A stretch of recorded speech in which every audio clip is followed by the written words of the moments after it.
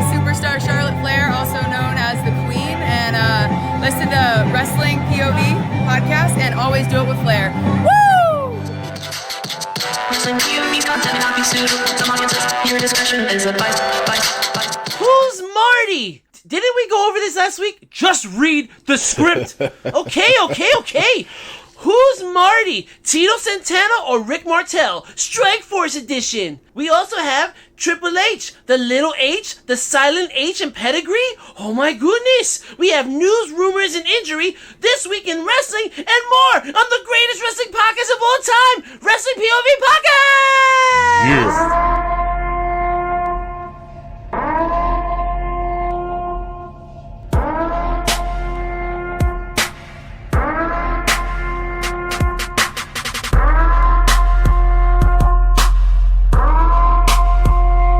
It was a week. I couldn't even start right. Oh my god. A week. Damn. That's a tongue twister right there. A week. WEAK. WEEK. Okay, it was a week of wrestling. Like, there you go. Too many W's. You know what? I challenge everybody right now just to say what I just said. A week in wrestling. Wow. Everybody right now is either on the train or on a plane or in a car or at home, at work, and they're just like, a week in wrestling! Tony, it's easy! Week in wrestling! Like, Tony, what the hell is wrong with you, man? But you know what? Y'all should know by now that I'm not good with tongue twisters. See, what it is that like Tony has an extra large tongue. It's swollen. That is what it is. You know what I mean? But, I mean, Ruby Wyatt. Ruby Riott. I love Ruby. Don't get me wrong, but if you notice, every time when we do talk about her, I only say Ruby. I never say the other part. Tony's like Ruby Riott. When Tony predicted that Ruby Riott would win the Royal Rumble. Oh my God. Jesus, that was terrible. That was just simply terrible, man. Oh my Lord. All right, you know what? Let's get on with it.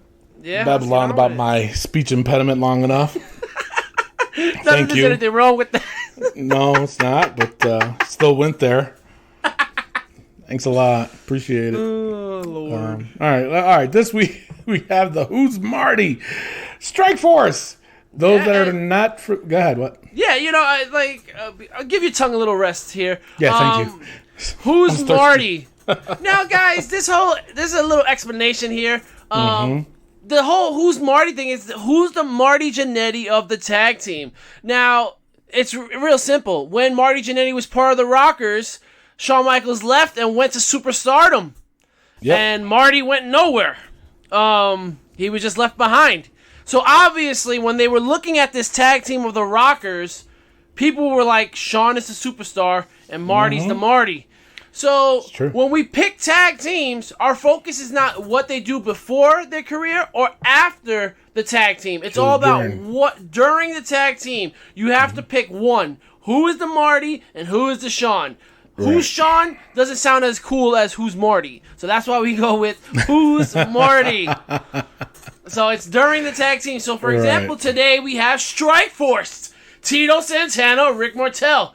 Now we know that Rick Martel had a successful career before the tag team. We know Tito had a pretty good career after.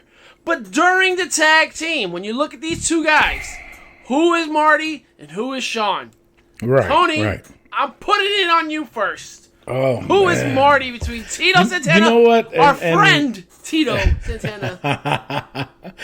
Now, I will say this, and this is my own opinion anyways, damn it. I don't care. POV. It is my POV. He was on the 200th episode. And he was, yes, he was. He said you were the second toughest opponent he's ever had. I was his second toughest opponent I ever had. I've ever had. But now I will say this, okay, that I have to go with Rick Martel, and I'll tell you why. Okay. Because they gave him the gimmick of the model. Yes. with the big ass perfume or whatever whatever that was. Arrogance. Who knows? Fragrance. Smell the fragrance. Oh, hello. And I just did not. That was not okay. Now, if we're gonna go and say about his resume, absolutely, Rick Martel is definitely not the Marty of the group according to his resume. But I do have to say, what did they do after? Seriously, what both of them do after? Which gimmick was worse? The Matador gimmick or the damn model? Which one was worse? You know, yeah, I'm going to stick with Rick Martel. And the only reason why I'm sticking with, that he's the Marty of the group. And the only reason why, and it's not just because Tito was on the show, not just because I'm Tito Santana's second toughest opponent over Greg the Hammer Valentine. It's not because of that. But at the same time, Rick the Model as a tag. Now, he tagged with Tony Gurria, didn't he? Yes. I think he did. Yep. And they were a good tag. They were a good tag team. In this case, I didn't see it. The gimmick itself, Strike Force, was terrible. I hated it. I hated it, especially the fact that when Tito Santana, he's the one that mentioned it during a promo. We're going to strike with force. That's a good name. That's going to be our name. Strike Force. No. This isn't G.I. Joe. Strike Force. No. Terrible. I think. Oh man, this one was tough. But I'm gonna stick with my guns, and I'm gonna stay with Rick Martel. Rick. All right. You know, you kind of went against the rules, but you know what? You're a rule breaker. That's what you do. I did win against it, but I'm just saying because even if you look at it with Shawn Michaels and Marty Jannetty when they were the Rockers, you know. Ooh, hello. Nobody's laughing. But you got to remember, you know, even after the careers as the Rockers, who was more successful? Yes, you know, Shawn or Marty, and it was Shawn. So you can't tell me that after they were done with Strike Force that Rick Martel was more successful than Tito. When in WWE, Tito said it on the show that they were going to push him in line for the heavyweight title to go up against Shawn Michaels. Yeah. So, you know, I'm kind of casting my judgment based on that. As a team, I don't think they were even a team long enough, you know, to even be considered a legit team. They were tag team champions, though. Yes. Which is odd. But yeah, no, I'm sticking with Rick Martel. All right, you know what, Tony? I'm going to go put the kibosh on this whole thing.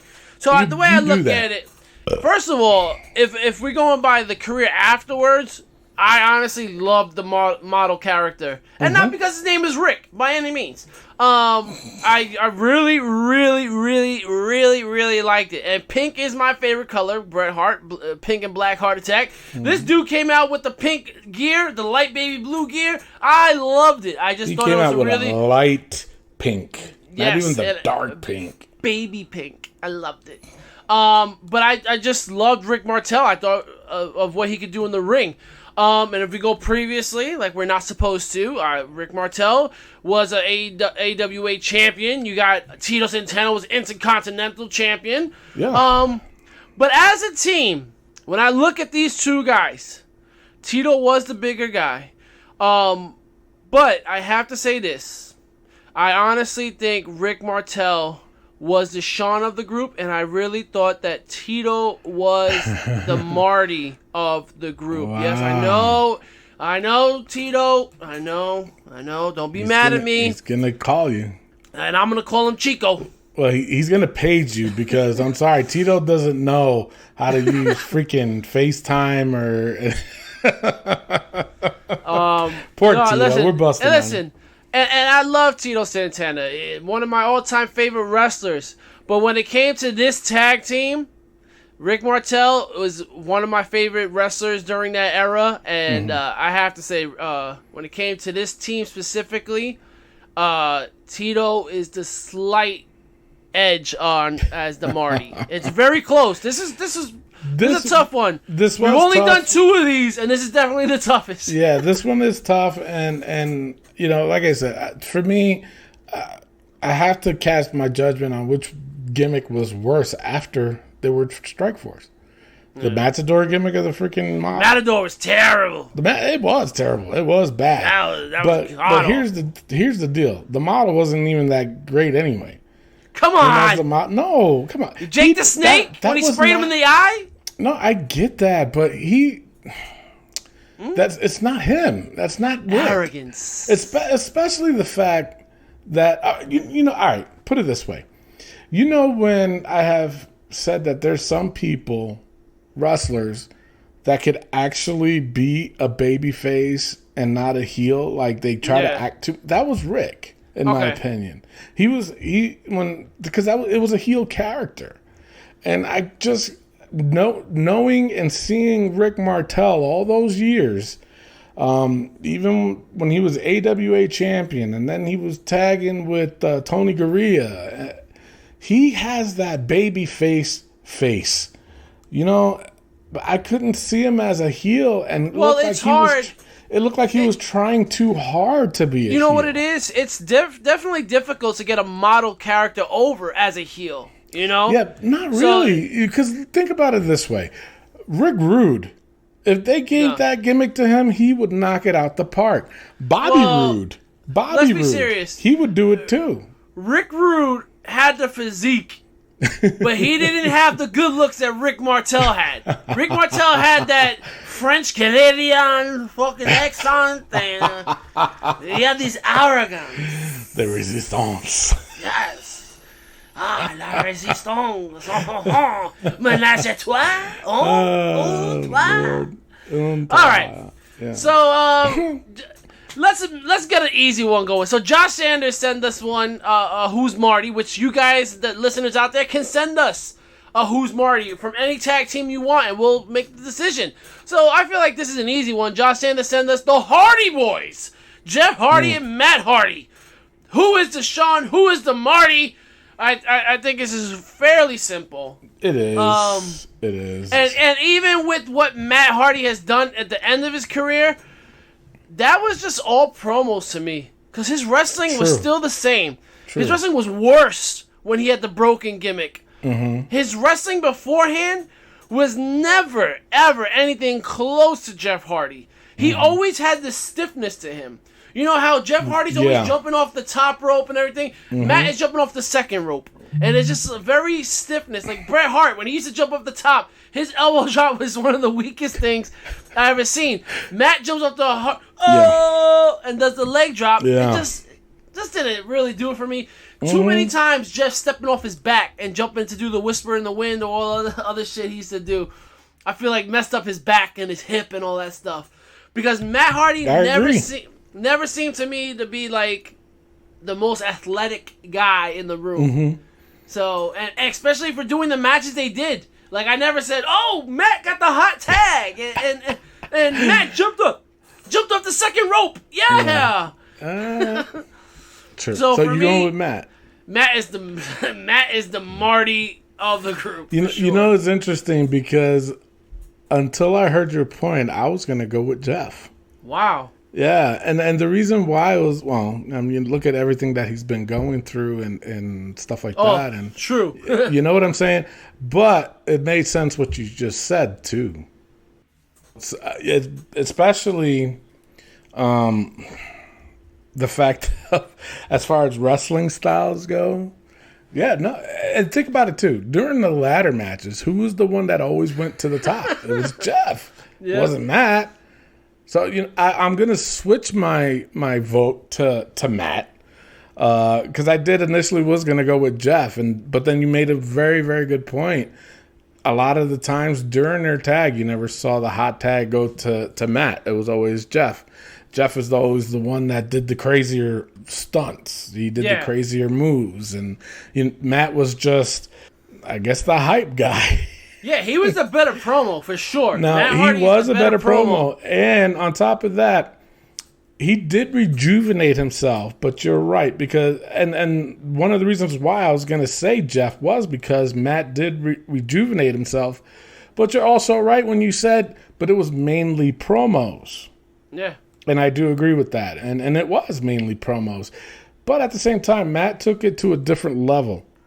He took wrestling to a different level. He took what he was doing to a different level, more cinematic, as you will, here and there. And so that's why I was going to go with Matt. But you made a lot of sense by saying it was just a promo.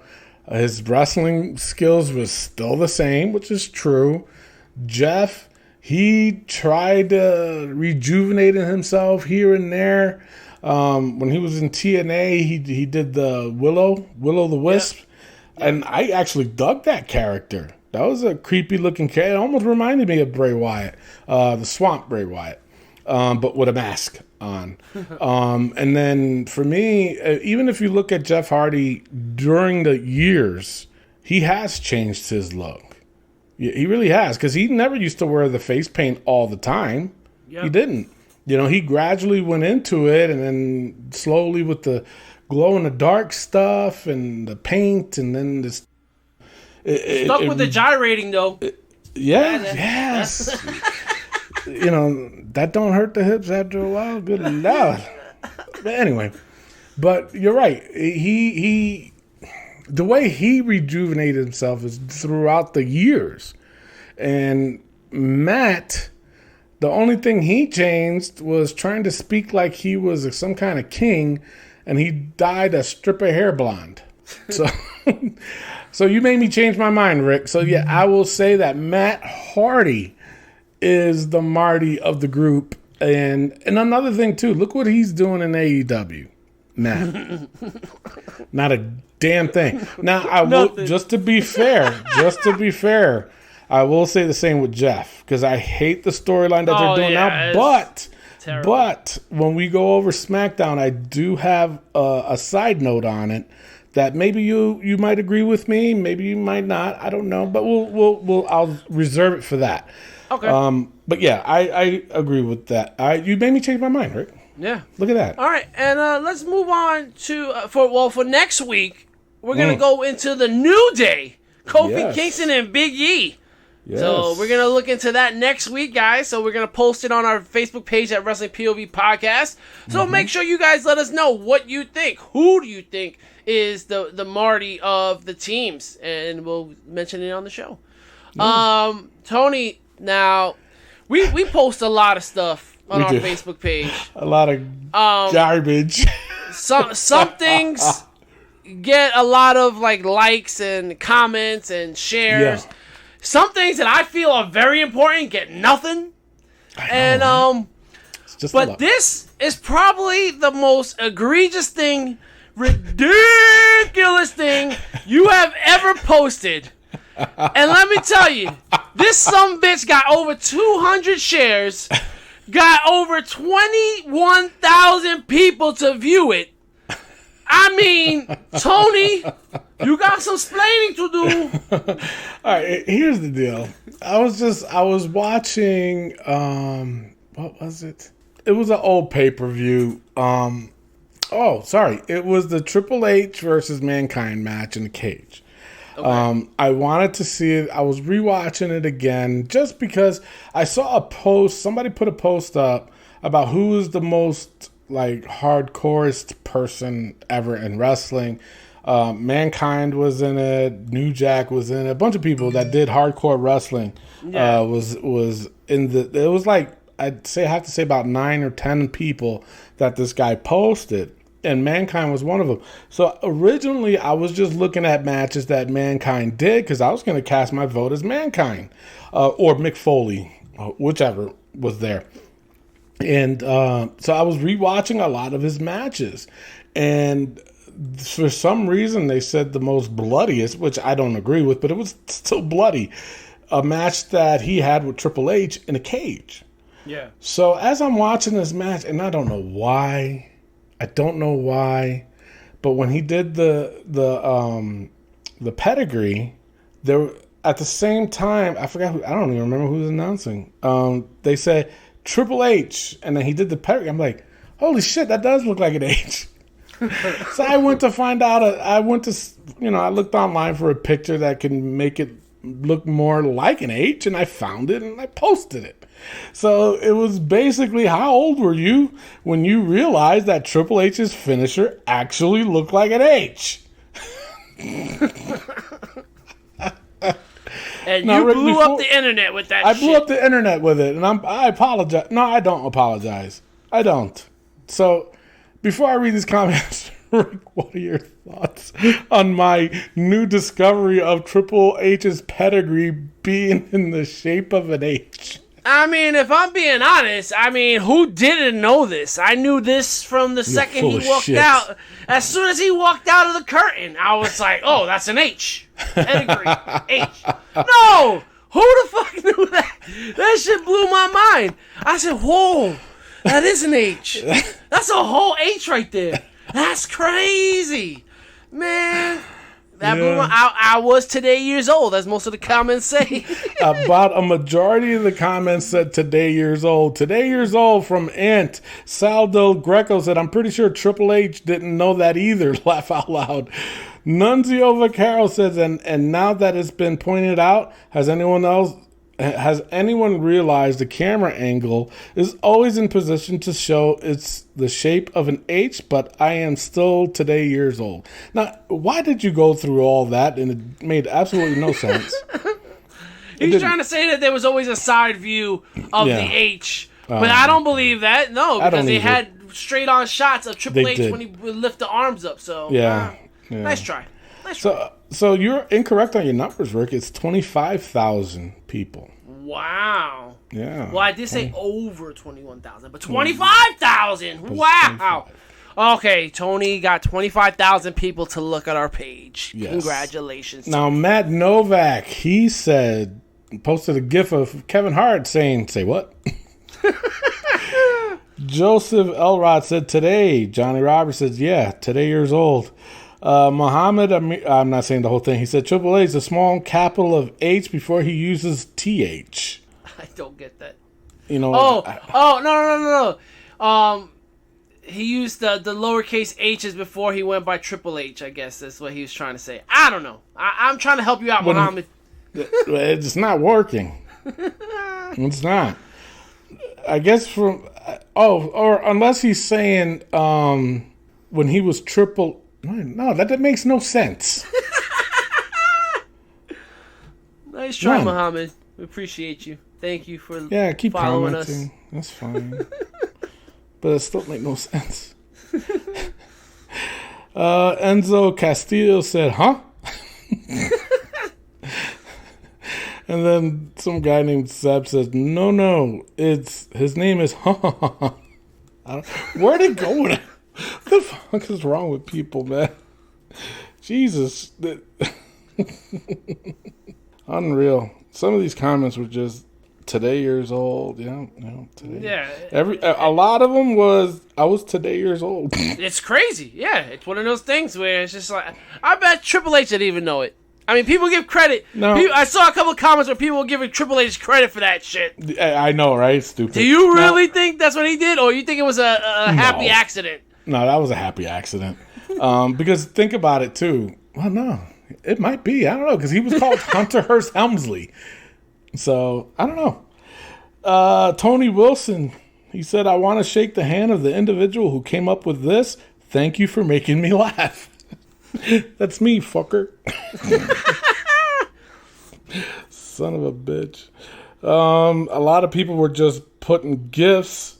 Bob A. Schudeber, he says, now I need to see a Triple H pedigree. Like, all you got to do is go on the internet, dude. Oh, my Lord. There's a lot of comments. I remember hearing something that, I don't know if this is true, because I know that DDT was an accident when Jake the Snake came up with it. I feel like when Triple H was coming up with the pedigree, it was an accident. Like, he jumped and the guy fell, and they were like, that's the move. Like, go. I'm not 100% sure about that, but I feel like it was an accident, and they were like, The pedigree? "That's the move." Yeah, the pedigree. Really? Because it's never been done. I think he was just trying to go do a double on the hook thing, and like the guy fell before he was supposed to jump or whatever, and they were like, "That's the move." That's funny. Yeah. Well, that's the story with Jake the Snake for sure, where he had the guy hooked in a headlock and he fell back, and the guy was like, "Just pin me, and I'll take the count." And was and that's how the DDT was an accident. It was created. The guy that Jake the Snake DDT'd is the guy that really created it. He was just like, "That's the fucking move right there." And now everybody just does different versions of the DDT, which is pretty cool. So wow. Anthony Hodge, he says, "This interesting. Why? Laugh out loud." Brandon Lawson said, "Also, H kind of looks like Doggy Style." The fuck? What? He said, "Also, H kind of looks like Doggy Style." The fuck? I mean, he's not wrong. Well, nobody else said that. Ross Collins says, "That's hilarious." Chris Lee says, "I'm 15 and I just realized that." Hardir Bajwa said, "And when he completes it, then it makes an L for loser." Bro. He went on a whole different thing there. He had a different POV. He's like, the first POV was the H, but the second POV was L. Mm-hmm. Sure. Abdul Reardon, he said, "Triple H stands for 3 pedigrees?" I'm exactly today years old. This is why they call it a pedigree. Because when we first came to WWE, he was a true pedigree blue blood. Oh, my Lord. Stuart Cameron, he said, 37, laugh out loud, and I'm 38, next birthday. No. All right, right now, the Triple H stands for 3 pedigrees. Oh, my God. All right, but this is what I'm going to do for you, done. Tony. I'm done reading. I know we got a couple of... We got a couple of nominees for Hater Comment of the Week. Yes, we do. But there's nobody that's going to top our very own Wrestling POV global host, TJ Logan, who questioned our Who's Marty, saying that it was a silly question. So, you know what, TJ Logan? You are this week's Hater Comment of the Week. And the Hater Comment of the Week is brought to you by Kenny Casanova. Kenny Casanova is an author. He's a DJ. He's a teacher. He does a lot of things. He's a jack of all trades. Former WWF manager. He's also writes books for WOHW.com. So go to WOHW.com, walkingonhotwaffles.com, and get yourself a book written by a great guy, but also a hater, Kenny Casanova. He wrote books for Tito Santana. Don't Call Me Chico. He wrote a book for Vader, rest in peace. He wrote a book for Sabu, you psycho. He wrote a book for Dangerous Danny Davis, who appeared on our show. Good friend, Danny Davis. Yeah. He's wrote a number of books. He wrote a book for Kamala Speaks. And all the proceeds go to the wrestlers. He does not take a dime from that.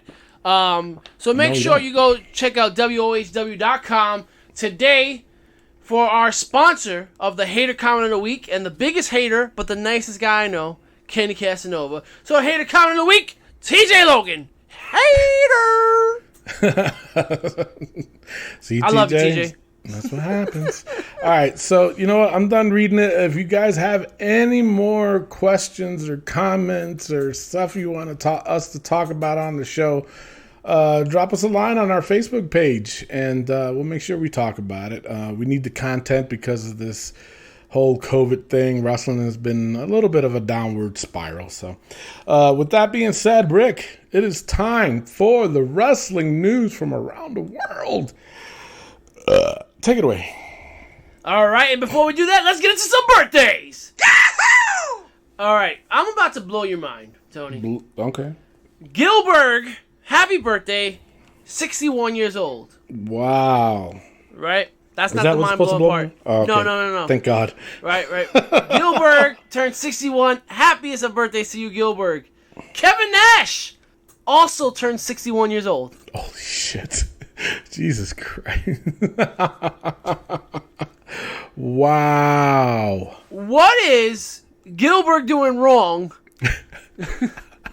that he looks the way he looks at 61, Jesus. and big sexy Kevin Nash look big sexy at 61? What's he doing? Who knows, to be honest. I mean, think about it this way too, though. He's called Big Sexy for a reason. Gilbert is Gilbert for a reason.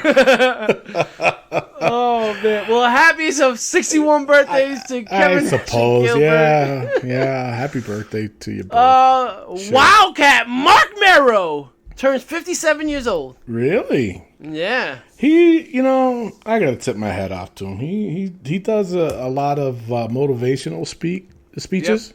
Yep. Mm-hmm. He goes to high schools and he does. He tells them his life story and how he lost his mom and how it impacted him. And he's a good guy. Good guy. Yeah, I always tip my hat off to people that give back to the community. Yeah. And he's one of those guys that does that. So yeah. Happy birthday, Mark Merrow. Yep. Shelton Benjamin turns 45 years old. Shelton Benjamin. The clock is ticking, Shelton. Yeah, it is. Speaking of I would have liked to have seen him in this U.S. title run. You know, in the storyline for the U.S. title. I would have liked to seen him more than MVP. Jesus. Oh, of course. Tyson Kidd turns 40 years old. Yeah, his wrestling days are over. Yeah. He can't come back from this. The only time we'll mention him on this show is when it's his birthday. So happy birthday, Tyson Kidd. 40 years old. Yeah. And it wasn't a happy birthday to this man. Adam Cole, baby, turns 31. Yeah. Had a shot to be a two belt champ. Yeah. And we'll talk about that more later. Drop the ball on that one. All right. With that being said, it's now time for the wrestling news from around the world.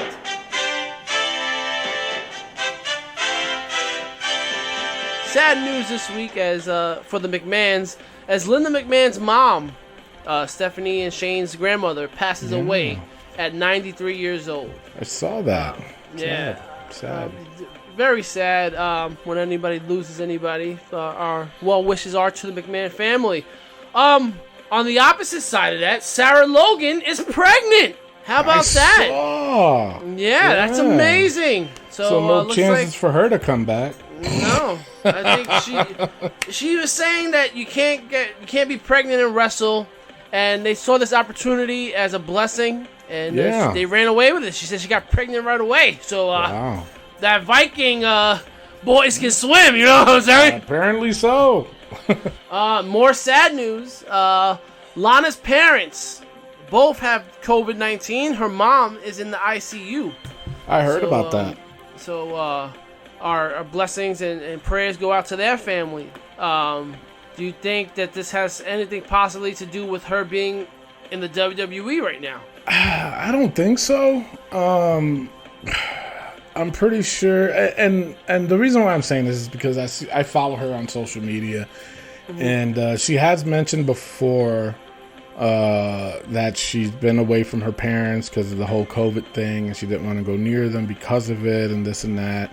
Especially with her being on TV, so I don't think it has anything to do with that.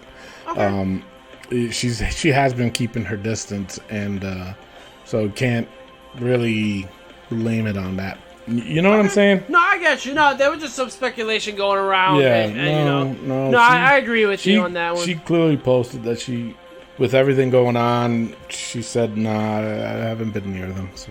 And with the sad news comes another bit of good news. During SmackDown, which nobody was watching, Tegan Knox came out and announced that she was gay. Yeah. So that's a big step for her. Congratulations on that. Yeah. We applaud you here at Wrestling POV. Going for the title, I don't think she deserves it. But no. Congrats on this big step that you took. It takes a strong person to do something like that. Yeah. I hope that as time goes on, it becomes easier and easier for people to be who they are and be accepted. And on my last bit of news, an eye for an eye will be CGI. Yeah. This match, this is Tony. This is ridiculous. It's insubordinate. It's definitely insubordinate. It's churlish. It is churlish. And it belongs in Turley. It does belong in Turley. And the thing of it is, he's working without a contract. Yeah. and the other thing is, he's gonna fucking pull his eye out? That's how you win the match? Yeah.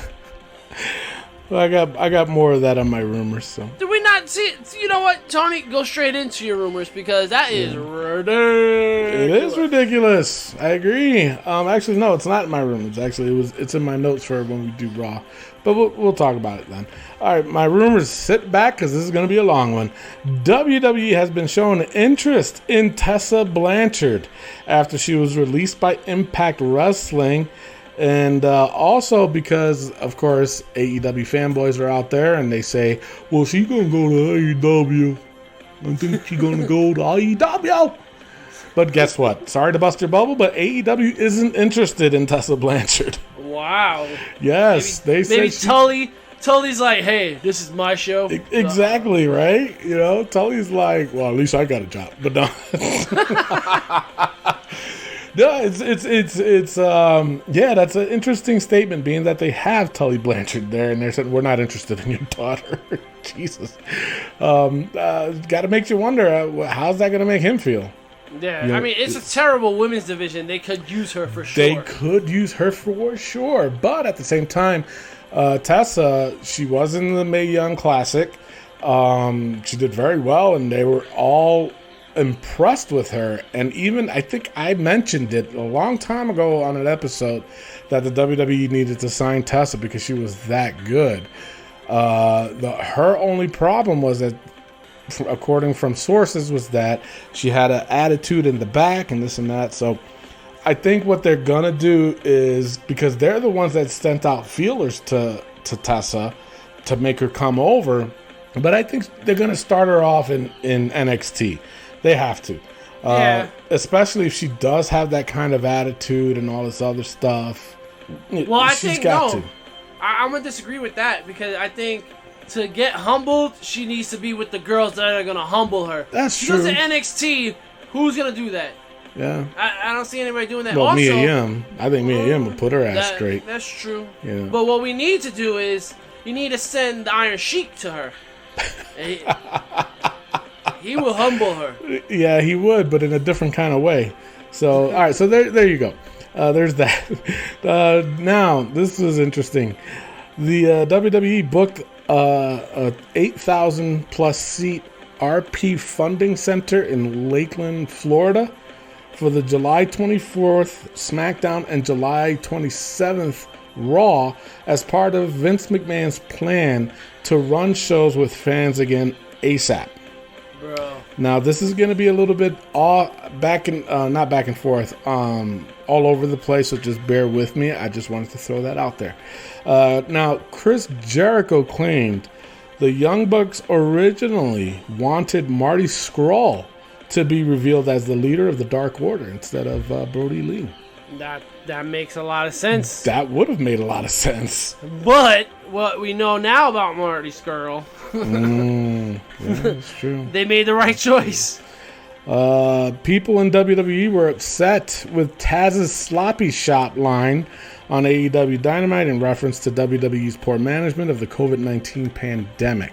We all know, or you guys all know, that we have a hatred for Taz. Yes. He's an idiot. He is Yes. and wait till we talk about AEW. I got more than that. Yeah, I know. I've been saying that almost the whole show, but still, it's a teaser. But he is now. All right, now put it this way: I'm not denying that the WWE did not have cases of COVID-19. But here's the problem I have, and this is the problem that's going on right now. And yes, it does have to do with the AEW fanboys. is that now I'm not. Now, first of all, because someone mentioned this, and I'm like, chill the fuck out, dude. When I say AEW fanboys, the reason why I say that is because you guys constantly bash WWE for doing things, and then yet when AEW does it, you say it's okay. That makes you a freaking fanboy, okay? I've also mentioned that there's WWE fanboys too. Yep. So let's just make that clear to that person who made that comment. It's just basically a person that doesn't see things for what they are. Like, Yeah. I'm a person that I'm a huge fan of Bret Hart, but I can tell you his elbow drop was shit. You know?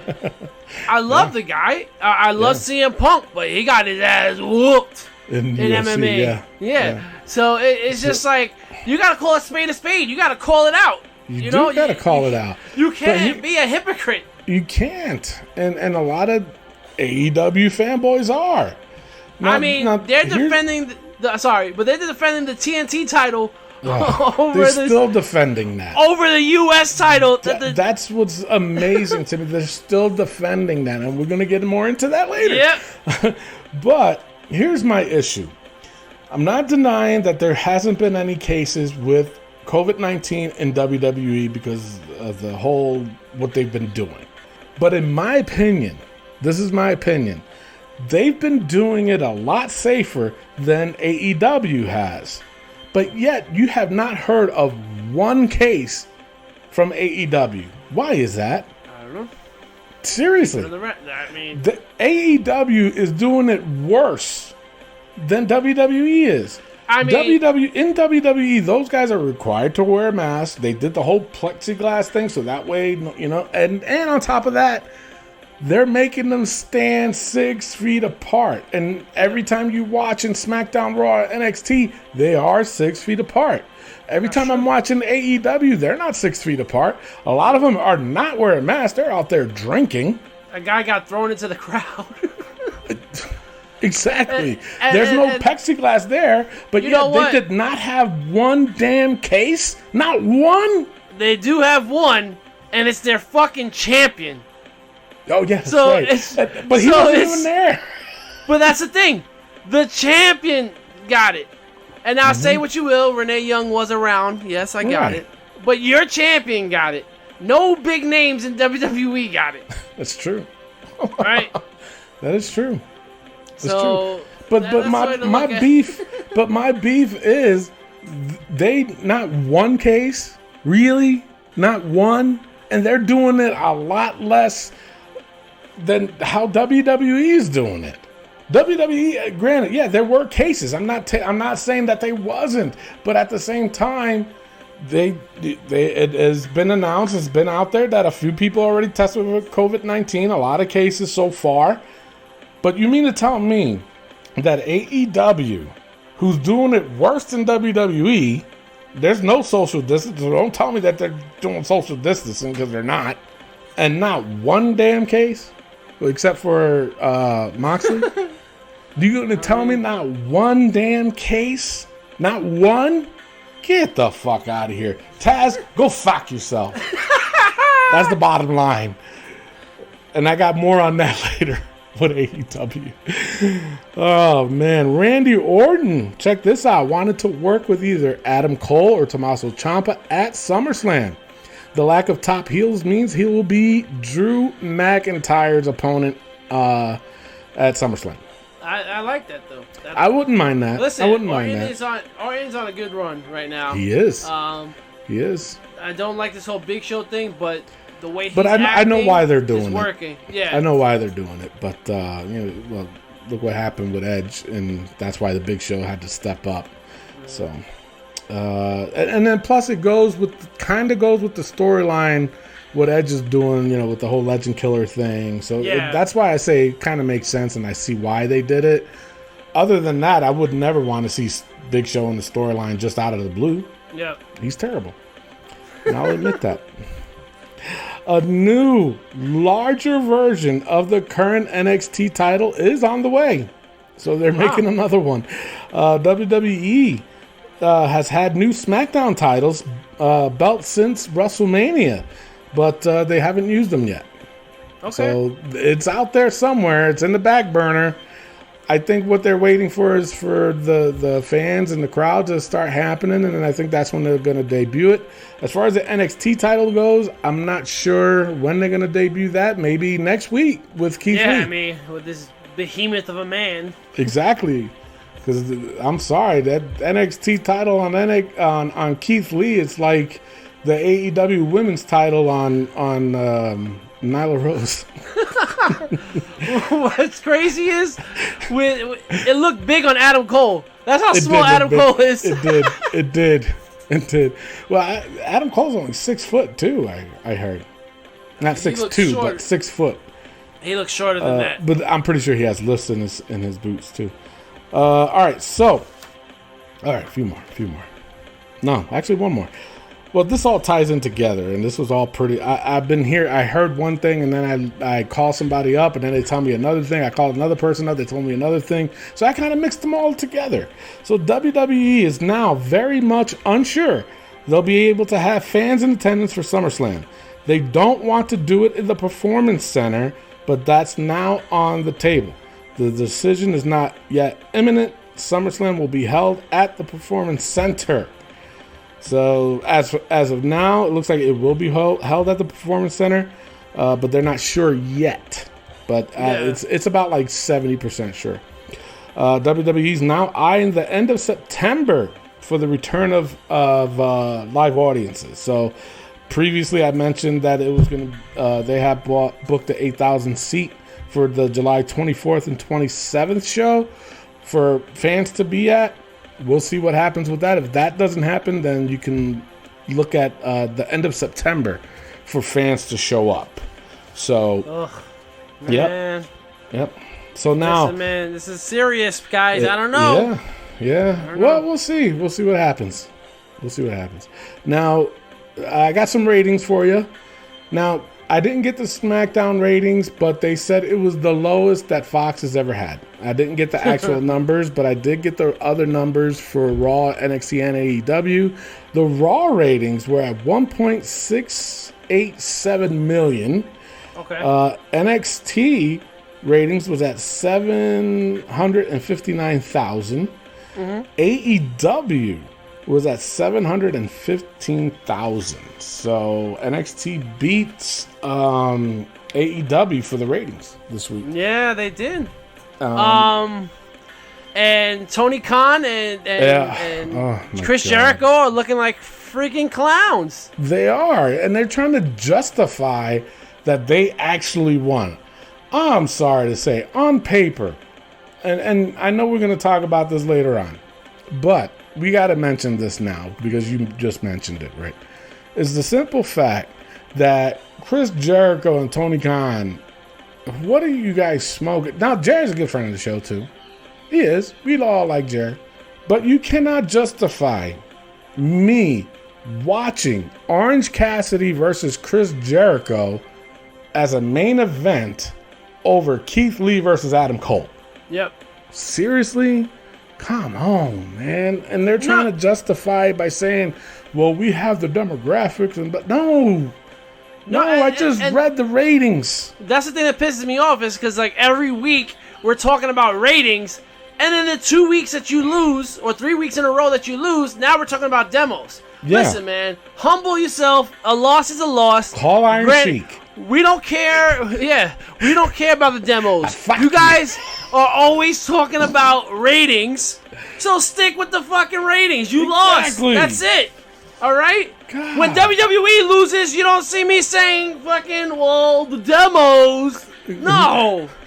Well, I'm 49 years old, so I didn't watch that part of it, but I did watch the 8:45 segment because I am 49. No, guys, come on. GTS. You guys are making yourself look silly. And you know what? With that being said, Tony, I want to put Chris Jericho and Tony Khan's demos in the book. What?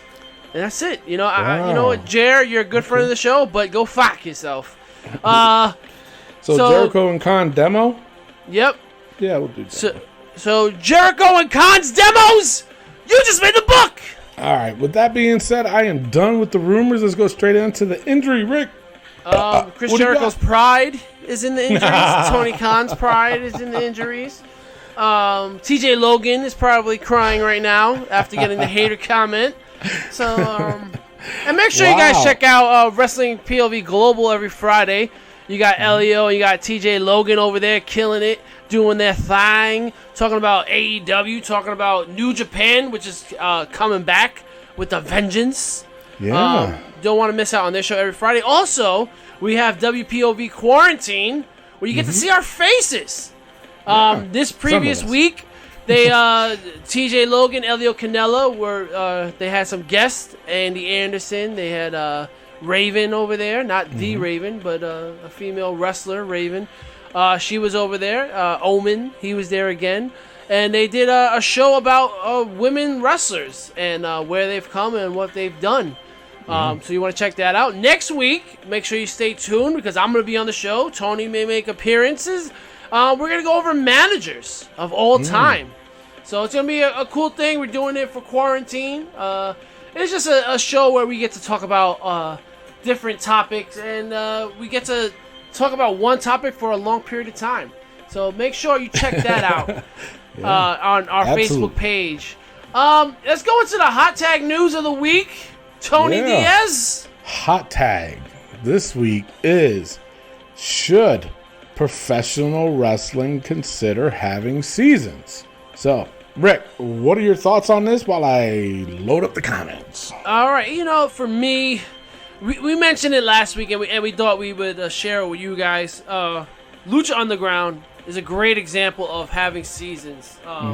It gives you that mystique and the magical stuff added to wrestling. Right. This is where a great eye for an eye match would be considered in Lucha Underground. That's true. Does it work for things like WWE? I don't think so, and that's why I think the eye for an eye match is going to fail. But with that being said, having seasons means that you have to end at one point and then you come back again. Now, Tony, I'm going to tell you this. How about they have different seasons for different people? So, for example, you can have Brock Lesnar and John Cena having their matches during this one season, and then the next season we have Roman Reigns and Braun Strowman. And different wrestlers will be part of different seasons, so that means when one show ends, the other show picks up. So you still have a year-long show. True. You'll just have different people partaking in those seasons. Right. Now, I get it sometimes, oh yeah, but we want John Cena and Roman Reigns to fucking fight. Okay, so then maybe down the line, John Cena does back-to-back seasons. Roman Reigns does back-to-back seasons. Or you can have 3 seasons on the year and do it that way. It sounds complicated, but it's not that complicated to do. You give guys and women breaks. Like you're giving them a break. Yeah, as a teacher, I need that summer vacation.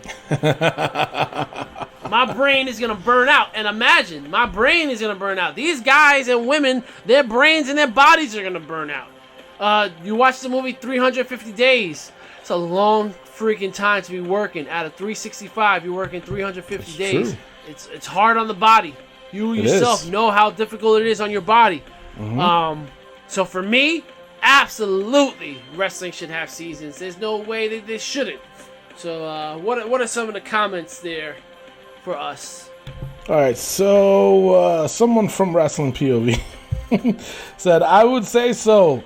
That way, writers can use the off seasons to write books, storylines, and talent can spend more time with their families. Clay Cummings, he said, I would love that for them.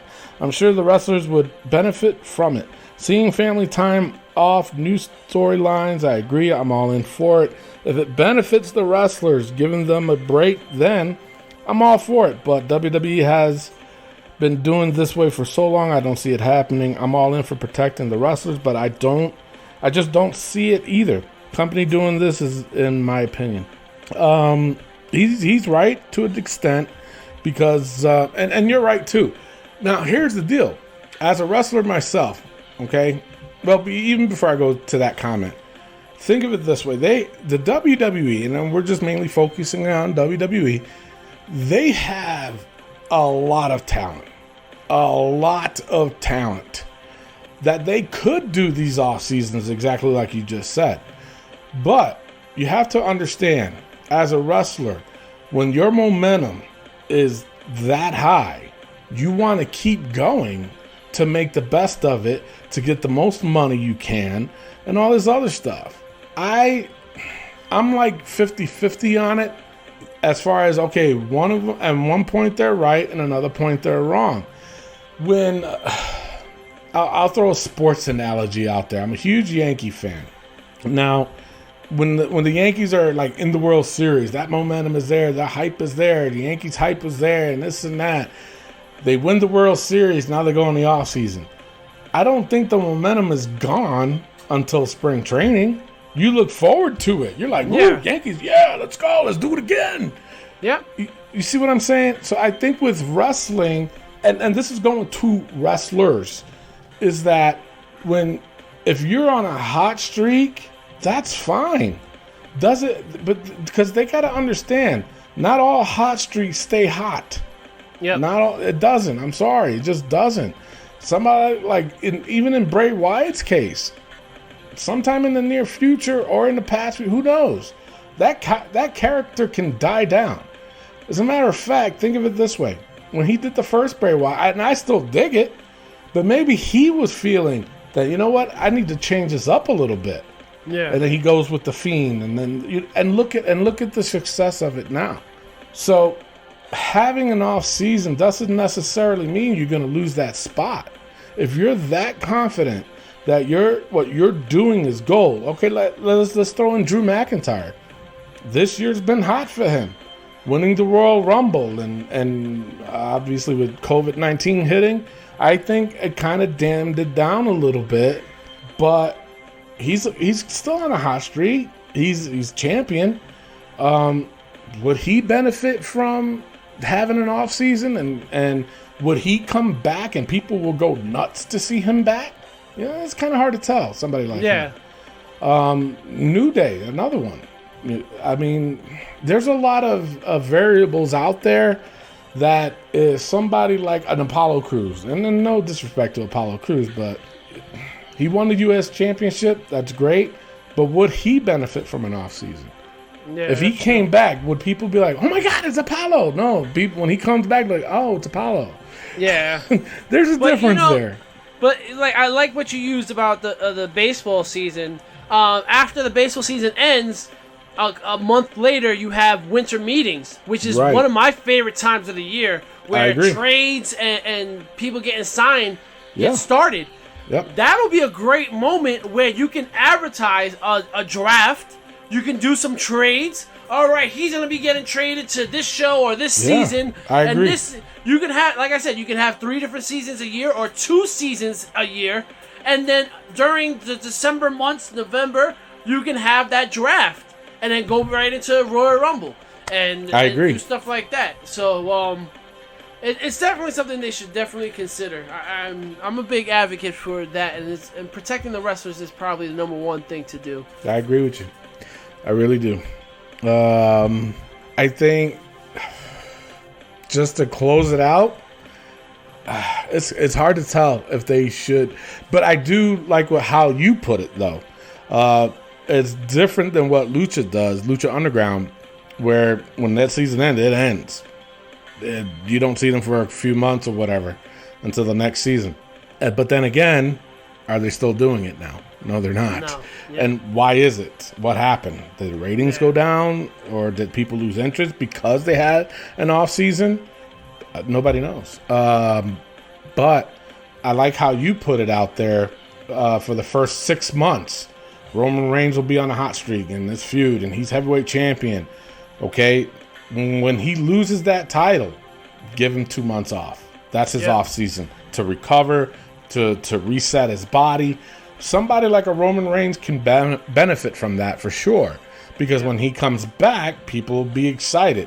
And you know, it goes back to what I was saying, is you get somebody like Apollo Crews, they take time off and they come back, Is it really going to be beneficial for them? Are other people really going to miss him?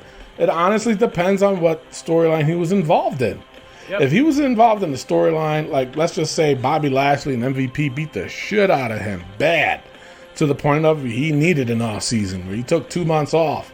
And then there was a storyline where Bobby Lashley was fighting Drew that ended up being like a 2-month feud. And then this time around, looks like Bobby Lashley was just about to win the title. And then all of a sudden, Apollo Crews comes out and screws Bobby Lashley. Now you kind of continue in that feud, but it's also like, oh, shit. Yep, and you can see even what I'm write saying? it as Apollo takes Bobby out, and now Bobby's out for 2 months. Exactly. He got his revenge. Yep. So that was his off season. And as far as women goes, WWE's women is stacked. They have a lot of good talent, and I wish that they would push. I think the women honestly would benefit more from this than the men would, because you looking at Charlotte's out. She's just had surgery. She's gonna be out for a while. So who's gonna be the next person to step up? Becky's out, pregnant. Who's going to be the next person to step up?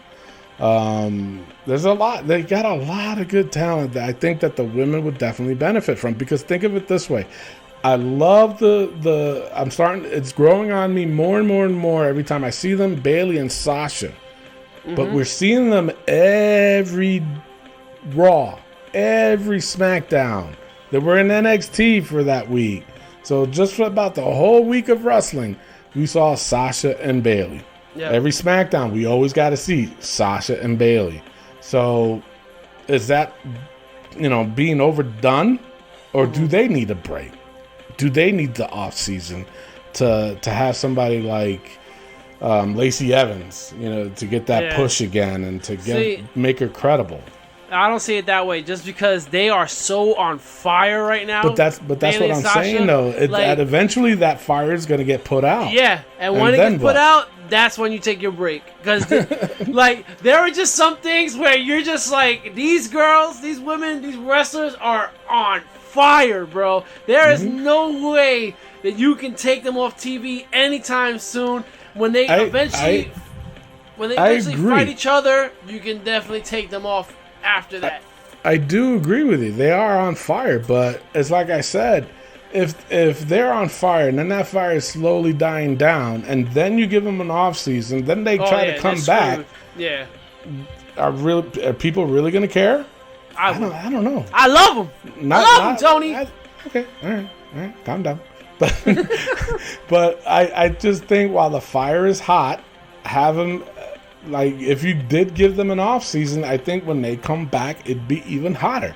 And you can even change shit up where Bayley all of a sudden is a baby face. She'll come back as a heel, but then turns into a baby face for some odd reason. I don't know. Yeah. But I am liking the way Bayley's turning into her heel. She found it. I think she found it. Yeah. But like I said, this is a tough situation for them to have it, because as a wrestler myself, do you really want an off season? If you feel that you're on a hot streak, you're selling merch like crazy, it's all got to be put in the contract too, that during the off season that you're still going to get paid.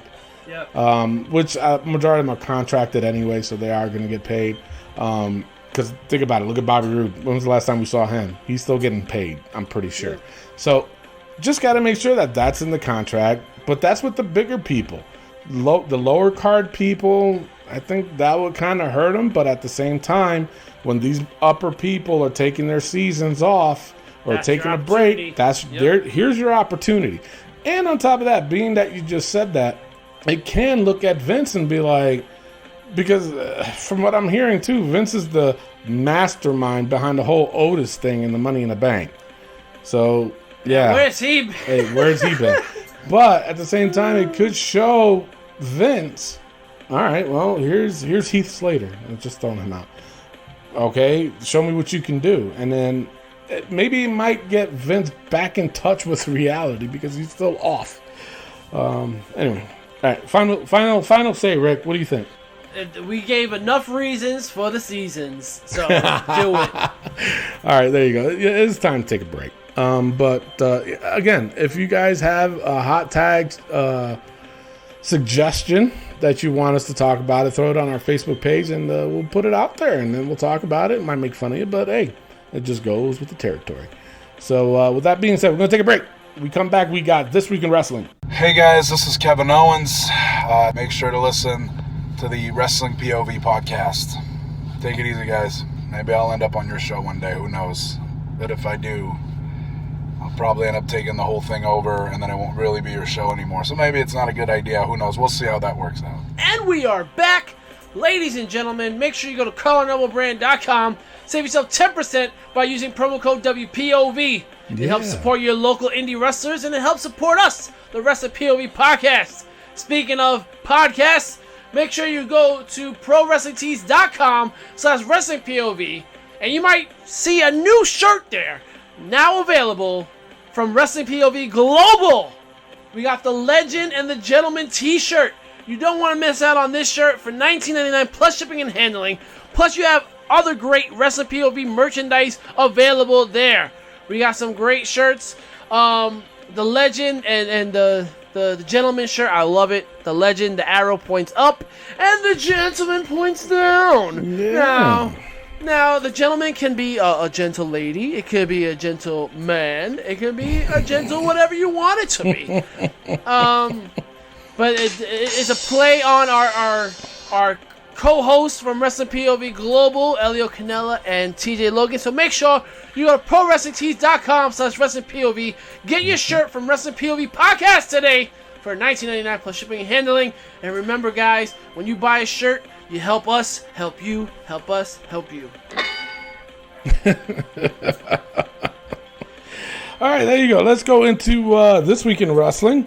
Start off with Raw.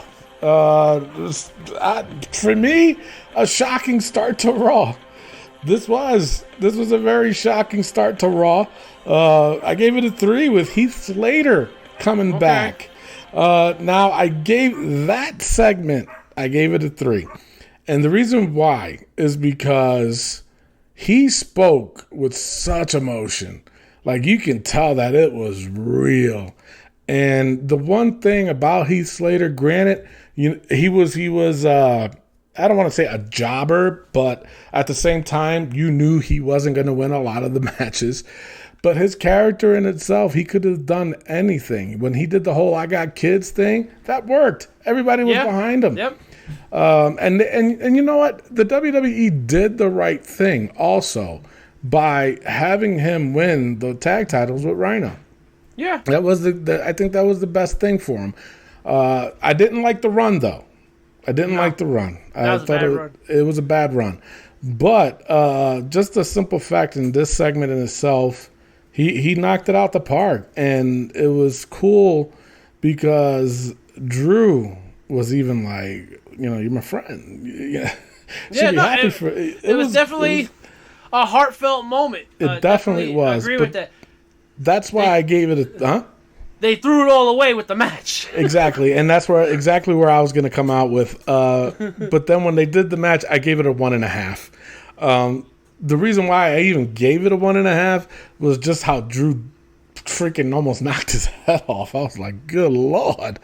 But yeah, it was interesting enough to I just really liked it. The other high moment in Raw was Bayley versus Asuka. I really like this match. I gave this match a 3. This was a long Raw, though. It was. It really was. Now, an interesting side... you know what? The low points. I'll go with low points. The lowest point I had was the Kevin Owens show with Seth and Ray and Dominic. I gave that a 1. That was the lowest. There was a couple of 1.5s here and there. But I did want to throw out the Lashley and MVP promo. I gave it a 1.5, by the way. But they introduced the new U.S. title. Yes. From what I heard, obviously, because MVP has it, when he faces Apollo at Extreme Rules, when Apollo wins, because he's going to win, that he's going to use that title and then retire the other title. Okay. So that's what I heard. So now, here's my side note. and we discussed this a little bit earlier too when we was talking about the whole AEW, is that so? And this is how I wrote it. So how is it that the WWE was able to get a belt finished, but Cody is still saying that TNT belt isn't finished? That's number one. He still was just, well, because of the whole COVID-19 thing. The WWE just did a whole brand new belt. Yep. Everything was complete on it. So, and this is why I say what I say about AEW fanboys, because they was still defending the fact that, well, it's still not finished. Cody liked it. He liked it a lot that he said he's going to get the fuck out of here. What the fuck is wrong with people? I do. There was some speculation around that. They said that U.S. title and the SmackDown tag titles were done before this whole COVID thing. They were just holding on to it, which, all right, maybe that's true. But I do have to say this. What belt company is not running right now? Exactly. Because of COVID. Most of the stuff is online, so I don't see why the TNT title couldn't be done. Yeah. That being said, the defense of the TNT title is ridiculous, and that's why it's in the book. Exactly. That's exactly why it's in the book. But at the same time, come on. I'm sorry. I still believe that it was Cody's idea. When he saw the belt, he says, I like it. I really do. And then the backlash came out, and we're like, what the hell is this atrocious-looking belt doing on TV? Cody's only defense was, well, it's not finished. Not finished yet. Okay, give me a break. Not finished. And then, of course, the AEW fanboys, what do they say? Okay, you're right. Get the fuck out of here. Overall. Well, I got another side note. Another side note, which is Billie Kay. Uh-huh. I talk about it every week, how I am so impressed with the Iconics. But her match, I was even more impressed. I thought she was going to lose, but she came out winning. But I love how, and this is how good they are, and they don't even realize how good they are. And it's like I said, it's the little things. And Billie Kay did this one spot after she won, and she powdered out to the ring, outside of the ring, and she was calling the ref to raise her hand. Come over here. Raise my hand. Why you in there? So she taking control of a situation where she was being a heel, obviously, but being more of a heel by saying, fuck that dude in the ring. Get over here and raise the person that won. Yeah, it's like I said, the little things like that, it catches my attention. And it's like I said, they're still green at the game. Yeah. But they're doing a damn good job, and they're doing things that I don't even think, like I said, I don't think they realize that they're doing a good job. Overall, I gave Raw 2.10. Okay, all right. We're pretty close. First of all, I have to Jesus Christ. I have to announce that Tony was wrong about Kairi Sane. Kairi Sane is still there. I didn't say it last week. Tony definitely was. Wait, what are you talking about? No, she's still leaving? But you definitely said that she was going to Japan right away. I didn't say that in my news. I didn't say right away. No, but I didn't say that at all. But Mr. Rick, I don't think he's getting it that you're the one that said it and you're trying to blame him. You have to understand, with Mr. Tony, you have to talk slowly. Just a little bit. Just a little bit. All right. So last week, I said Kairi Sane was leaving to Japan because of the Nia Jax injury. Clearly, that's not what's happening. So Kairi Sane is still there. Go on. All right, Kairi Sane versus Sasha. I thought it was a great match. I gave it a 3. That was my highest point. Also, another high point, like you said, Billie Kay defeating Ruby Riott. Gave that a 3. If you notice, I skipped that for a reason. and when I talked about her match, I didn't mention who she fought. Speaking of which, I have to put something in the book, and that is Ruby Riott's Green Weave. Oh my God, I know. That shit came right out, extensions and all. So Ruby Riott's Green Weave, and I can't wait for Tony to say that later. Ruby Riott's Green Weave! You just made the book! Oh, jeez. Thanks, Rick. I know you did that shit on purpose. Definitely. My lowest points was Drew McIntyre defeating Heath. I gave that a 1. Why did you bring him back for that? And it's a one-off. He's not coming back. Heath Slater. They're saying that he's gonna be at Slammiversary. So we'll see. Oh, okay. Impact. Okay, Impact. Got you. KO show with Seth. Ridiculous. Gave that a 1. And eye for an eye. MVP and Lashley defeating Cedric and Ricochet. Gave that a 1. Lashley was fine, but MVP fighting in a suit, I'm not for it. And I'll get more into that on SmackDown, how I'm not for people not wrestling in wrestling gear. Overall, I gave Raw a 1.9, but I do have to mention this real quick. I did not like how Randy Orton acknowledged Garza and Andrade, but did not acknowledge Zelina. I felt like that was... What are you talking about? Like, when he was backstage with the promo, he was like, Yeah. you're third generation, and it was just like... Zelina wasn't there, and what I don't like about that non-acknowledgement is that Ric Flair acknowledges her, and Orton didn't even look at her. So it just felt like she's the reason why these guys are where they're at right now. Right, Say what you will about those guys. I agree. Without Zelina, they wouldn't be there. So he should at least give her a fist bump or something, and then say you're third generation, whatever, and you're the reason why they're here. Something. I just felt like that was kind of distasteful and kind of disrespectful. But overall, like I said, I gave Raw a 1.9 stars. It is now time for the Great American Bash Night 2 NXT POV Mamma Mia! You know what, Tony?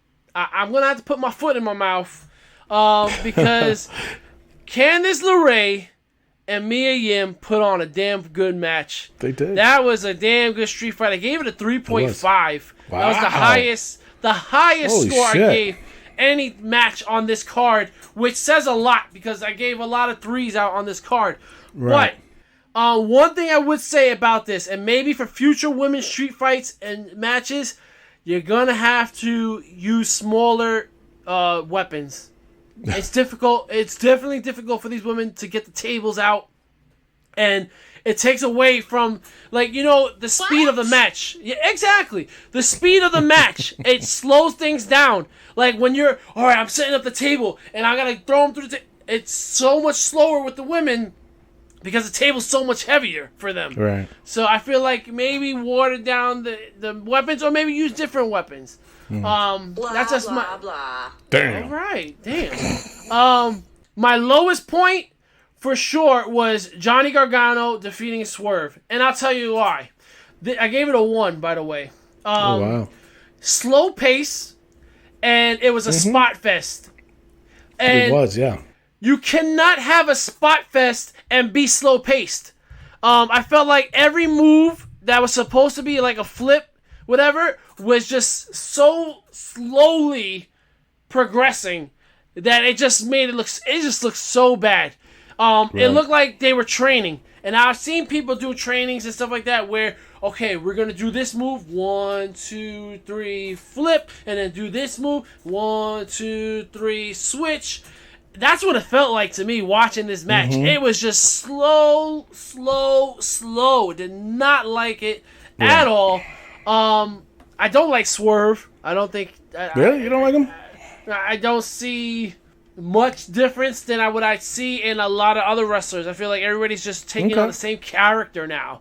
It reminds me a lot of Private Party. Reminds me a lot of the Street Profits. Well, you have a hatred for Private Party, don't you? Oh, I definitely do. But we'll get more into that in AEW. But I do have to say that was the lowest moment. I do have to say that NXT overall, I gave a 2.3. Wow. And I just have to say this. Mercedes Martinez, I gave that a 1.5. That was terrible. Santana Garrett is too big for her. Yeah. To make her look like a monster, in my opinion. Tony, what's your POV on the Great American Bash Night 2? It was better than night 1. But I do have to agree with you. Mia Yim versus Candice LeRae for a women's weapons match. Oof. Did you see Mia Yim? She posted a picture of her wounds. Yes. Oh man! But I gave it a 2.5 only because and it was Candice LeRae. She's too. You're saying that the weapons are too big for them. I think she's too small to be in a match like this. But that wasn't the lowest point. I just wanted to go over that because it was a decent match.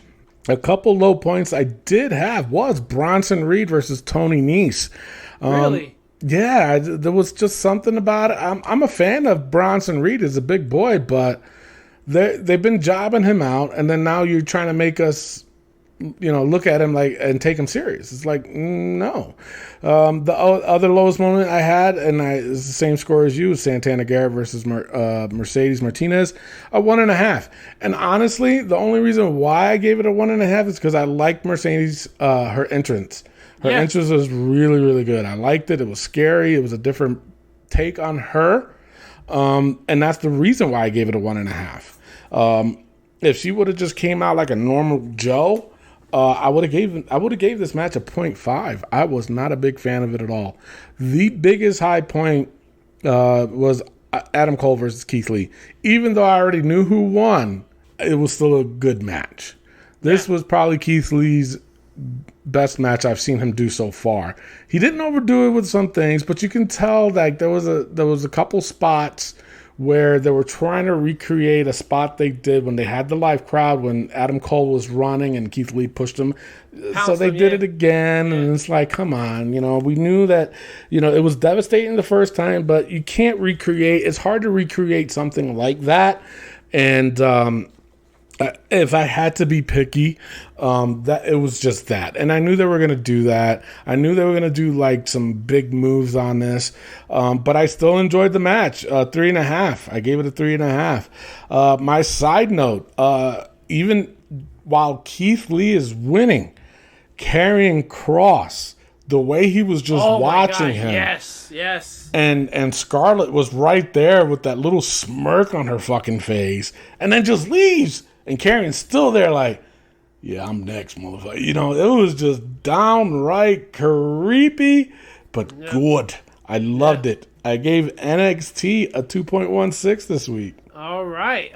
Now time for Fyter Fest Night 2, AEW Dynamite. For me, the highest point, hands down, of any show this week was the Lucha Bros, Butcher and the Blade defeating the Young Bucks and FTR. I gave that a 4. This is tag team wrestling. All right. I have to say this, Tony. I am a AEW fanboy when it comes to their tag team division. They have the best tag team division in wrestling today. The problem I have with this is that none of these teams are going for the tag team titles. None. That is absurd. It is. I gave that a 4. And just to get into this whole private party thing like I said last week, I have a huge issue with them. I feel so strongly about this that they are not ready. They are very young. They look very young when they're in the ring with these grown men. Their gear is atrocious. Yeah. I don't like the gimmick. It makes no sense to me. Matt Hardy being with them makes no sense to me. And it just, we have a group chat with the Wrestling POV Global guys, and we were just all going. Me and TJ were just going in on Private Party. It's like we don't like them. But one place that me and TJ disagree on is Adam Page and Kenny Omega. Right. I want to split them up already. They're not a tag team. They were never a tag team. And that's just the thing. And you have 4 tag teams that just had a match together that I gave a 4 because they're that damn good. Give them the fucking belts. Exactly. Listen, man, put Adam Page against Cody for the TNT title. Can you imagine Kenny Omega versus what's the guy's name with Jake the Snake? Lance Archer. Lance Archer versus Kenny Omega. You can build that into a great story. An underdog story for Kenny Omega to come over at a pay-per-view and fucking win. You have Jake the Snake give it. Come on. They do not belong together. They're not a tag team. They're not. They have chemistry, but they don't have tag team chemistry. True. It just, there's something about it. One's a cowboy and one's trying to be Naruto. My lowest point was Nyla Rose defeating King and Page. I gave that a 0.5. She's talking about getting a manager. That is just, Do you have any idea who it is? It cannot be another old head. I cannot take that. There are too many old heads. Arn Anderson, Tully, Jake the Snake. You guys got to move on. Find somebody that's a good manager. Rick Serrano III is available. But yeah, that was my lowest point. And Taz, go fuck yourself with your FTW title. No one fucking gives a fuck about that. Wait till I get into that. Overall, I gave AEW a 1.9. Wow, that's being generous. I was. Well, the 4 adjusted the 4. it. Yeah, that's right. Yeah. And I was nice with Jericho and Orange Cassidy. I gave it a 2.5. Should have stuck to my guns and gave it a 1.5. But TJ Logan was giving me some shit about it, saying that I gave it too low. And he still thinks the 2.5 was too low. So I don't know. Well, it's an average. 2.5 is average. It's right and down that was the middle. that was an average match for me. It wasn't great. It wasn't bad. You know, when a 2.5 happens, it's not great. It's not bad. Especially for a main event. That's why I gave it. I was gonna give it a lower score. Yeah. But all right. Now here's my thing. Here's my thing before I get into the AEW. That girl, what was her name? Abaddon? Yes. Where the hell has she been? I don't know. They did sign her. Yeah. And this is what I'm talking about with AEW. They don't know how to debut people. Abaddon was the most talked about wrestler in that whole week when she made her appearance. Because everybody, even the people that don't know her or follow her, they were all like, who the fuck is this? Yeah. Wow, and great, and da-da-da. You think AEW would take advantage of that? No. Haven't seen her in 2 weeks. Give Nyla Rose another title shot. Exactly. Exactly. Oh, my Lord. This AEW, I don't give a fuck, man. I'm done. The lowest point was a Cage and Taz promo. Now, I'm going to throw this out there. This is part of my side note, so just bear with me. So, my thing is, Raw debuted a new belt. So this was AEW's answer in introducing a fucking dumbass belt, the FTW belt? Really? So you're only saying that Brian Cage is not going to beat Moxley, so you're going to put a title on him anyway. That's basically what they're doing. Yep. And the FTW, oh my God. Now, first of all, people were asking, well, doesn't WWE own the rights to ECW? They do. But they don't own the rights to the FTW belt. Unfortunately, Taz does. He filed the trademark for it and everything, so he owns that. And that's why he was able to bring that title back. But why? Why? But no one. But that's the thing. No one gave two shits about that belt. And that's the thing, but you get a lot of people who are supporting it and are just like, well, obviously you didn't watch ECW back in the day. Yeah. It meant shit then, it means shit now. and you know, I saw a poll that somebody put up. Which non-meaning title is the best? The FTW title or the $1 million title? And they mentioned some other title. And the FTW title was beating out the $1 million title. What? Are you fucking kidding me? The $1 million belt, as meaningless as it was so impactful for the character of the $1 million man. And it's just so impactful for careers like Stone Cold Steve Austin. But you're going to talk about the FTW title was better? Look at that garbage of a title. And you know what? It's funny because it kind of resembles the 24/7 title. Right? Get the fuck out of here with that bullshit, man. I am telling you right now, what that segment, it was probably the worst segment I've ever seen. Number one, Taz, you think just because you say a swear word, that makes a really good promo? Bro, I wrote that down. I said it. I said, being a heel doesn't mean you have to curse to get heat. Yeah. You know, like, you don't need a piece of shit, son of a bitch, motherfucker, liquor. All he's trying to do is trying to act like he's still ECW. Extreme, yeah. He's still extreme. Get the fuck. You know, I'm sorry, right? There's always been a hatred to Taz. I've explained myself why I never liked Taz. And he's just making it worse on himself. He's got this fucking chip on his shoulder, Rick, that I can't stand, man. He just thinks like he was the greatest wrestler. He's bullshit. Dude, I'm telling you, I've heard stories from people who went to school with him, wrestling school I'm talking about, and they say he was the biggest pussy that was there. He complained about a bump or that someone hit him for real. Get the fuck, and he's trying to act like he was a tough son of a bitch. Get the fuck out of here, man. And what's funny, going back to AEW, is that Tony Khan, and this was part of my side notes, is that Tony Khan stated right before AEW started that he has a huge announcement from Taz, that this is big, that this is massive. And the announcement was that fucking FTW belt. That was your huge announcement? Really? That? If I was watching AEW at the time, because I don't watch it live, I would have definitely turned the channel. As a fan, I would have been disappointed. Like, that's a huge announcement.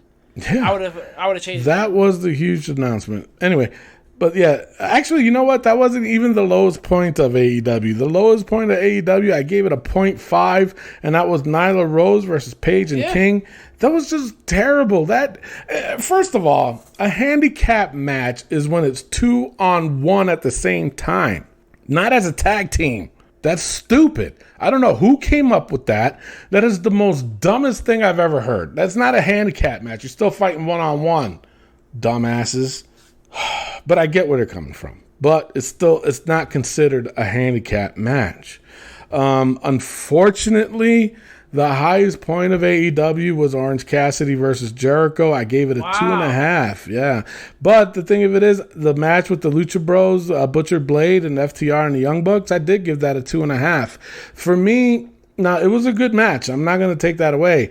But for me, it was a spot fest. It was a lot of spots happening for one match. And it was happening at the same time. And that kind of throws that match off a little bit because they were taken away from the people, trying to actually have that match. And, well, it's like, well, you can do, I can do better. I don't like shit like that. It would have been a higher rating. Yeah, I agree.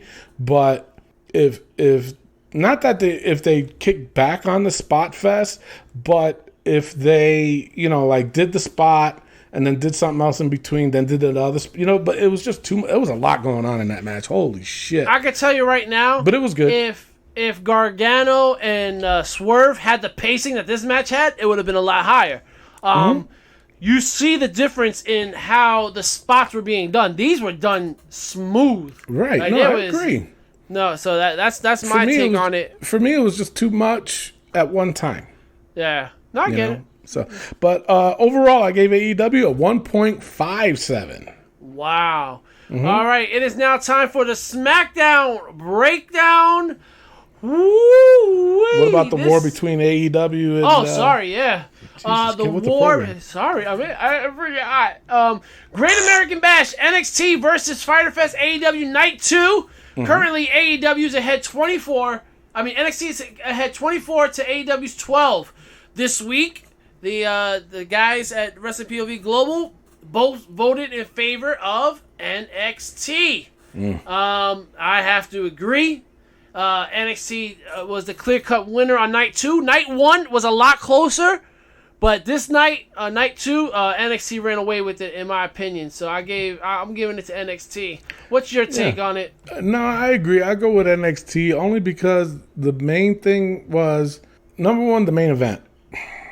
Yet the AEW's main event was against Orange Cassidy against Jericho. NXT, you had Keith Lee versus Adam Cole for both belts. And then yet AEW was still trying to justify that their show was better. Get the fuck out of here. It just made me vote more towards NXT when they were trying to justify that, well, hey, they might have won that, but we won this. No, you lost the minute you was trying to justify that. So NXT this week. All right, now it's time for the SmackDown breakdown, and oh boy, was this a bad week. I'm just going to go through it quickly because I don't want to spend time talking about this. My lowest points was Jeff Hardy defeating The Miz, 0.5. Lacey defeating Naomi, fighting in dresses and fighting in non-gear, 0.5. Karaoke, 0.5. This was absolute garbage. What are you doing, SmackDown? And then you show Bray versus Braun from a couple of weeks ago in its entirety? Exactly. Are you foolish? And let's be honest. Bayley and Sasha defeating Bliss Cross, I gave that a 1. How many times are we going to see this? Yeah. I get it. I love Bayley and Sasha. I've been telling you this for weeks now. But I'm over Alexa Bliss and Nikki Cross. Nikki Cross better not win this title. She does not deserve it. She's not a good... Why oh my doesn't God. she deserve it? Because this character with Alexa Bliss is terrible. Go back to Crazy Nikki. That was a better character. Her wrestling at least seemed better. I mean, it's just bad. New Day and Cesaro defeating... the double disqualification. A New Day, Cesaro, Nakamura. Gave that a 1.5. Wow. That was the highest point of the night for me. It was garbage. It's trash. If Cesaro and Nakamura don't win these titles, oh, Lord. And I don't want them to win just because I don't want New Day to win them back. That's the only reason why. That's true. Overall, this is the lowest rating I've ever given any show. A 0.8 is the score for SmackDown this week. Garbage. Holy shit, that's pretty low, Rick. Didn't even break a 1. Garbage.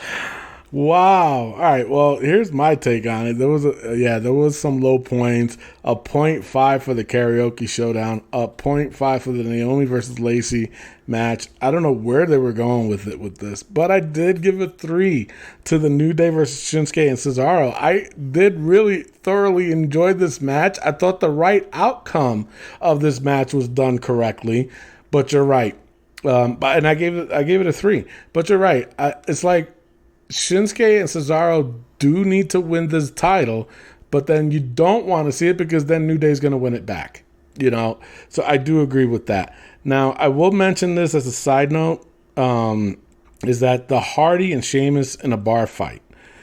Honestly, I think it's the right thing to do because they can do it in a cinematic way, that bar fight. They can. Yeah. If this was like live and they if this whole COVID thing never happened or whatever, and we watch, this would probably be the worst thing next to that eye for an eye match. Seriously, it's like, but when they announced it, I was like, okay, I'm not that mad because they could do it in a cinematic way. The eye versus eye match, I was mad, but I wasn't that mad because I'm like, well, they are going to do it in a cinematic way. I know for a fact some kind of CGI is going to be implemented in that match. Same thing with this one. Not really CGI, but it can be done in a cinematic way. Think of it like an old Western bar fight. It could be done that way. Who the fuck knows? But I just hope that they do away with this after this match. Yeah, that absolutely. Is done. Now, I don't like considering how they've been going on with this with with Jeff Hardy and Sheamus, and how they're bringing out his past, his alcoholism, and all this other stuff. They need to kind of twist it around and make this a little bit positive. And I think Jeff did that a little bit last night, by saying, it's not cool to make fun of my, this and this. Yeah. So I appreciated that part. At least they acknowledged that. At least Jeff acknowledged that this isn't cool and this and that. So it's not, they kind of turned it around a little bit. I still don't like it, but I still appreciate the fact that they did turn it around a little bit. So, that was my side note. But SmackDown was atrocious, so I gave it a 1.5. Wow. All right. So it is now time for Raw versus SmackDown versus NXT. Currently, Raw's ahead 6 to NXT's 5 to SmackDown's 1. SmackDown, you're going to be on 1 for a long time because this was atrocious. It was bad. It definitely comes down to NXT and Raw for me. The thing is, I gave NXT a 2.3 and I gave Raw a 1.9. I honestly close. I honestly gave it to. I'm gonna give it to NXT this week. Like I said, I was very surprised with LeRae and Yim. I thought Reed and Nice had a good match. I thought Legado de Fantasma defeating Breezango and Drake was pretty good. And of course, you have Keith Lee defeating Adam Cole. And I do have to say, I love the Robert Stone, Aaliyah, Shotzi, and Killian Dane spot. Ran him over with her tank.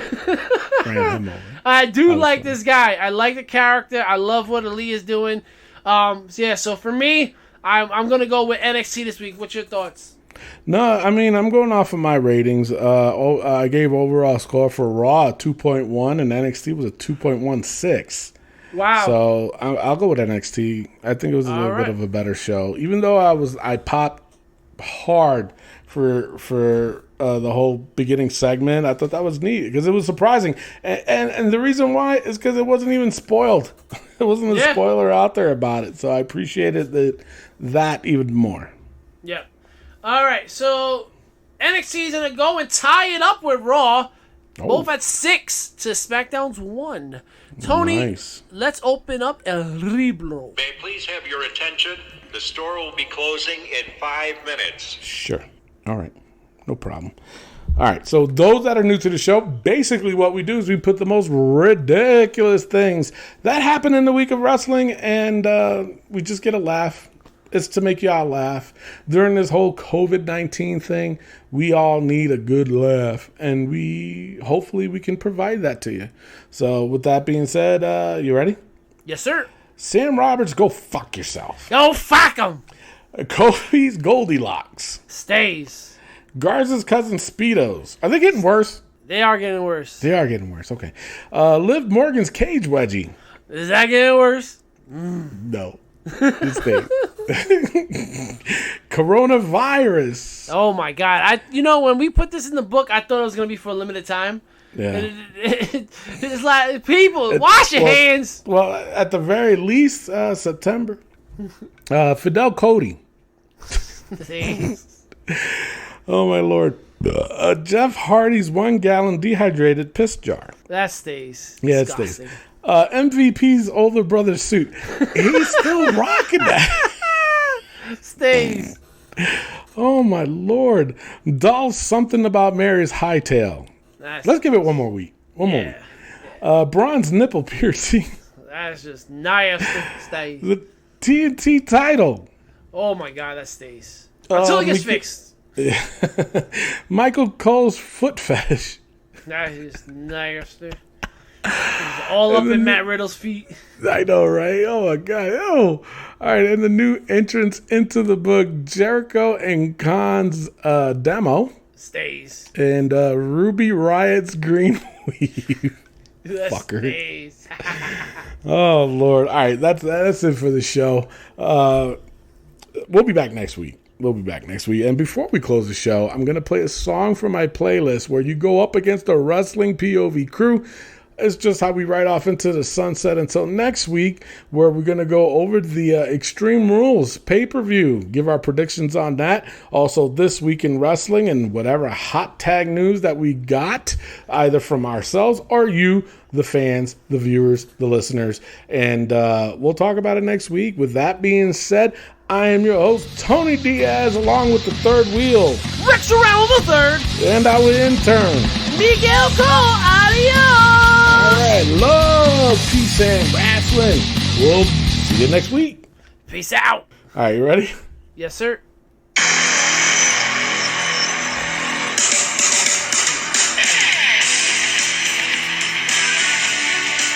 Oh, that's old school. You're not going to get it. I have no clue. Who is that? Alex Wright. Oh, my God. Alex Wright, yeah. All right, we'll do a different one. Charlotte Flair. Charlotte. Woo! Charlotte. We don't own the rights.